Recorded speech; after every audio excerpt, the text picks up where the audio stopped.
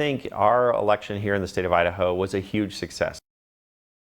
That was Idaho Secretary of State Phil McGrane, and I asked him what he thought the keys to that success were and how he hopes to drive similar turnout in future elections. I've been doing elections for almost 20 years now and seen a lot of different things. And despite the size and the enormity of this presidential election, it really was one of the smoothest elections I've been part of. Across all of Idaho, the counties with the lowest level of participation still saw more than 3/4 of registered voters participate. We had a record number of Idahoans participate. Over 917,000 Idahoans voted in this election. We had numerous counties that were well over 80%. I really do believe it was the presidential election that brought tons of people out.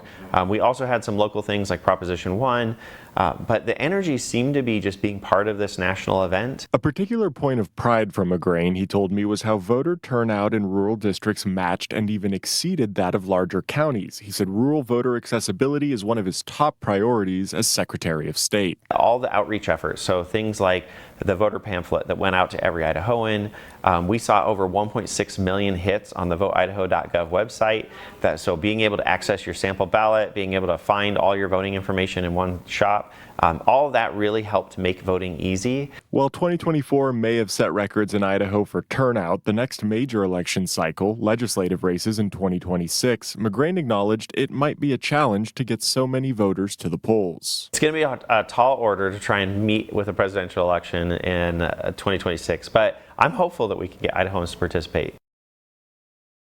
Now McGrane and his office continue to audit and verify election results throughout Idaho as part of a routine canvassing period. Once that's done, he told me it's right back to work on the next election cycle. In studio, Dakota Castetz, DJ.